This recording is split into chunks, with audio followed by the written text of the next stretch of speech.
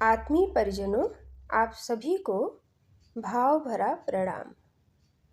आज हम आप सबके सम्मुख परम पूज्य गुरुदेव पंडित श्री राम शर्मा आचार्य जी के युग धर्मी साहित्यों में से एक अति महत्वपूर्ण पुस्तक जिसका नाम है गायत्री के पंचरत्न, इसको पढ़ने जा रहे हैं व समझने जा रहे हैं। जैसा कि अभी हम लोग पिछले क्रम में पढ़ चुके हैं गायत्री पंजर के बारे में, और गायत्री गीता में वर्णित गायत्री मंत्र के विभिन्न अक्षरों की क्या व्याख्या है उसको आज हम पुनः पढ़ते हैं। गायत्री मंत्र हमारे साथ साथ। ओम भूर्भुवः स्वः तत्सवितुः वरेण्यं भर्गो देवस्य धीमहि धियो यो नः प्रचोदयात्। गायत्री गीता में हम लोगों ने अभी तक स्व अक्षर तक की व्याख्या को पढ़ा और समझा है। अब आगे हम सब तत् शब्द की व्याख्या और उसके भावार्थ को समझने चल रहे हैं, जैसा कि गायत्री गीता में वर्णित है।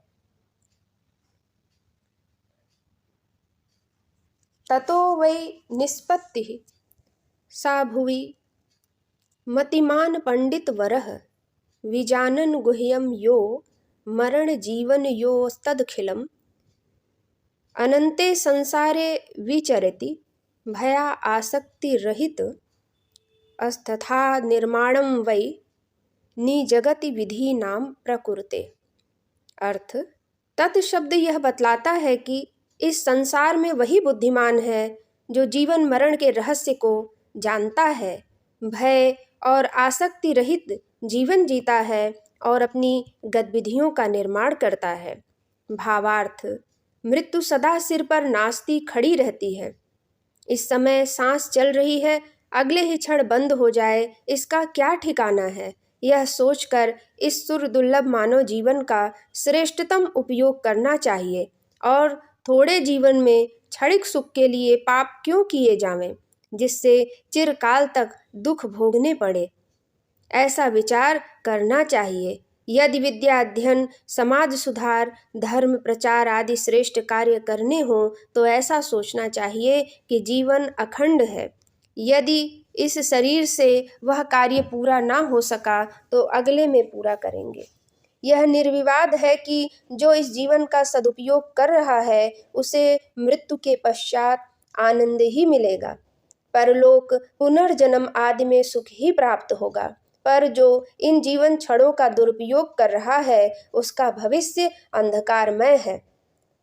इसलिए जो बीत चुका है उसके लिए दुख ना करते हुए शेष जीवन का सदुपयोग करना चाहिए। सवितुस्तु पदं वितनोति ध्रुवं मनुजो बलवान सवितेव भवेत् विषया अनुभूति परिस्थितियो वै सदात्मन ये एव गणेदिति सह।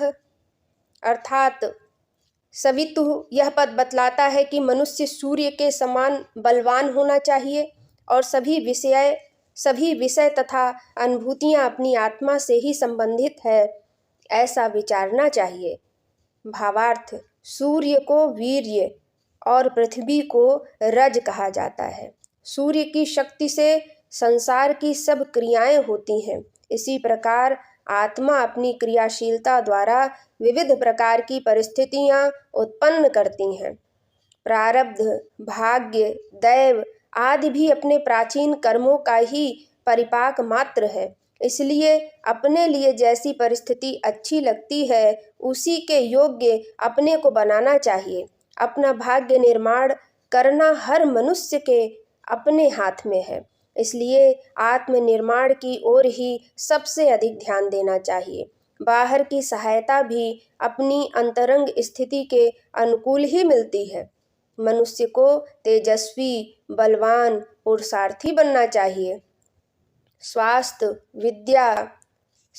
विद्या, धन, चतुरता, संगठन, यश, साहस और सत्य, इन 8 बलों से अपने को सदैव बलवान बनाने का प्रयत्न करना चाहिए।